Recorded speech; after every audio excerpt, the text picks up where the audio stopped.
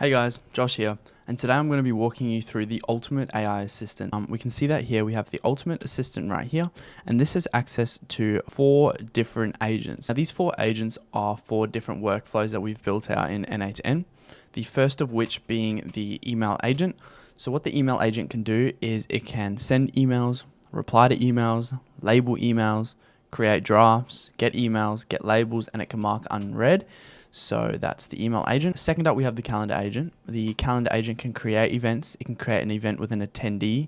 It can get events. It can delete events. It can update events. Thirdly, we have the contact agent. The contact agent has access to our contact database within Airtable, so it can get contacts and it can add or update contacts. So what it can do is it can retrieve contacts for us, and then it can actually create more contacts and update contacts.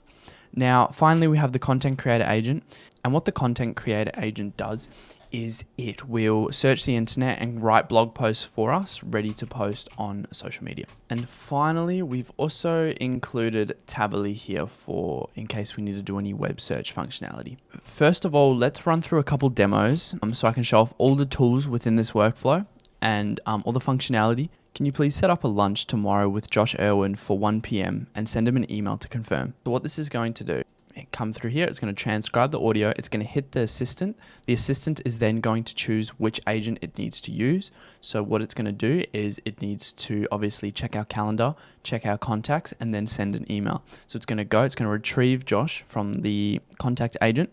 It's going to then book it onto our calendar, and then it's going to send him an email to confirm. The lunch with Josh has been successfully scheduled for tomorrow at 1 p.m. and a confirmation email has been successfully sent to him. Let's go check our calendar here. We can see that lunch with Josh Irwin has been set up for 1 o'clock like we asked. And in our sent emails, we can see that we have sent Josh an email 0 minutes ago. Dear Josh, I hope this message finds you well. I'm writing to confirm our lunch meeting schedule for 1 p.m. tomorrow. Please let me know if there are any changes or if any additional information is needed. Looking forward to our meeting. Best regards, Traction Marketing. Okay, so say Josh has come back and replied to that email saying that he can't actually do 1 p.m. and he needs to push it back 2 hours. We're going to come to our agent and we're going to say, Josh couldn't make lunch. Can we please push it out 2 hours and send him an update confirmation email?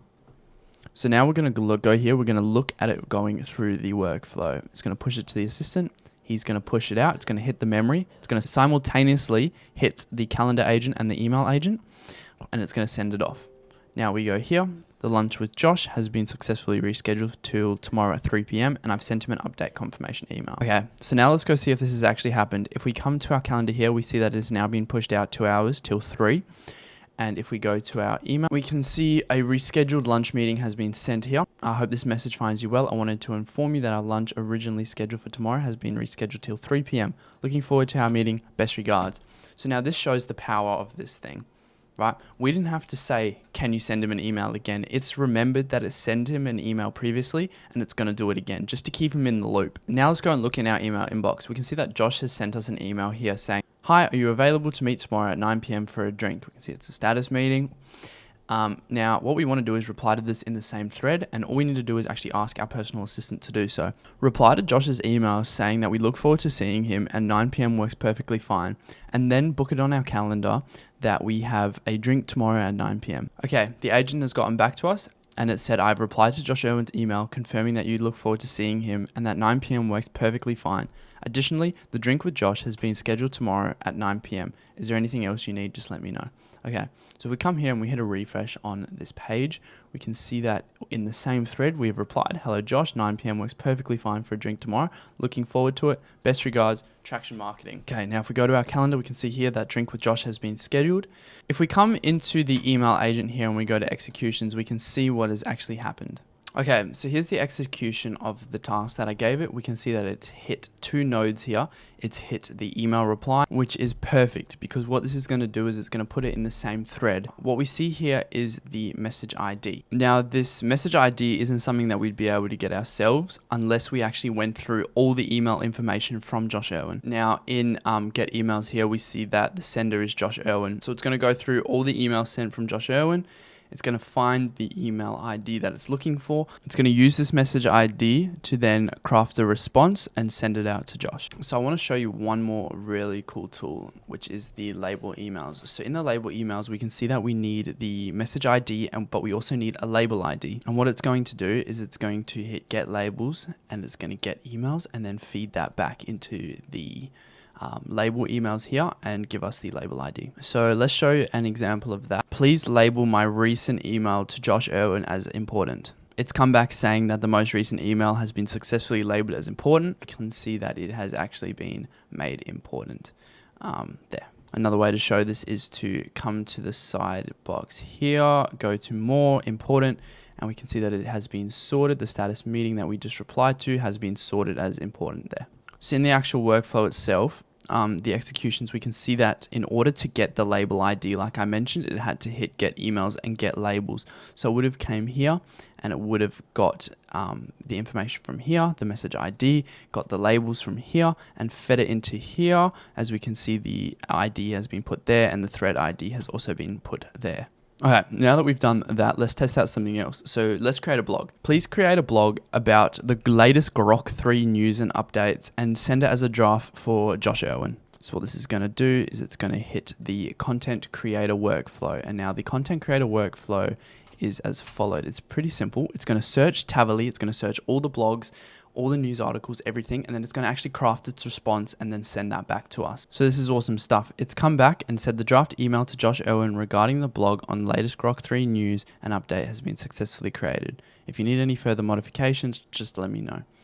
Okay, so in our drafts, what it's actually done is it has created the draft blog. Now look at the level this blog has been written. I think this is incredible. We've got latest Grok 3 news and updates. We've got new features, performance, and it's got links to articles here. Now it's got everything that you need, and then there we go, and then it tells that you can put in your name there because obviously we're sending this to Josh. Okay, one last demo that I want to do for you guys is that I want to find out what's on my calendar and I want to actually send that to Josh so that he knows my availability and when he can book a call with me. Please view my calendar, find my availability, and send that to Josh Irwin as an email. So what this is going to do is it's going to scan my calendar, it's going to go to the get contacts, find Josh, and then send him an email with my availability. Okay, there we go. I've successfully sent an email to Josh Irwin with your availability for the upcoming weeks. If you have any further assistance, just let me know. So if we come to our email, we can see that it has said, "Dear Josh, I hope this message finds you well. I'm writing to share my availability for the upcoming week. On Sunday, I have a traction meeting this time to this time. I don't have any other events scheduled during the week as I'm otherwise available at your convenience. Looking forward to our discussions. Best regard, Traction Marketing." So another example that I want to do, I want to update Josh's email from what it is currently to a new email because he might have changed his email. So let's type this out. Okay, so here we've got change Josh Irwin's email to this email address here. Send this off and let's watch it do its thing. So what it's going to do is it's going to hit the contact agent. It's going to retrieve the contact. It's going to find who Josh is and it's going to update it for us. Here we go. Josh Irwin's email has successfully been updated. Now, if we come to our Airtable here, we hit a refresh, we can see that it has now been updated to the new email address that we wanted. If we come to our execution, we can see that it has actually retrieved contacts from our database and then it's gone into the add or update contact field and it's done that there. As we can see here, it's got the email, it's got this, and then it's updated it. Next, what I want to do is I actually want to add a contact into my contact database. So let's add, okay, so we've got here add Traction Marketing to the contact list and then we've provided their email address. So we'll send that off and we will see what it does. Okay, there's an execution. We can see what it's done. It's added or updated contact. Let's actually go in here. Okay, we can see that the AI agent on table 1 of our Airtable, we want to match this. We want to match Traction Marketing and we want to add their email address there. If we come here, we can see that Traction Marketing has been added to our email list here. All right, next what I want to do is I actually want to delete a task off my calendar without having to manually do it. So I'm going to say, if we come to our calendar and we pick out one of these events, I want you to delete Drink with Josh Irwin tomorrow at 9 p.m, please, off my calendar. Okay, the event Drink with Josh Irwin scheduled for tomorrow has been deleted. As we can see there, it's been deleted straight off of the calendar, which is awesome. All right, another thing I wanted to tell me what I have on my calendar for tomorrow.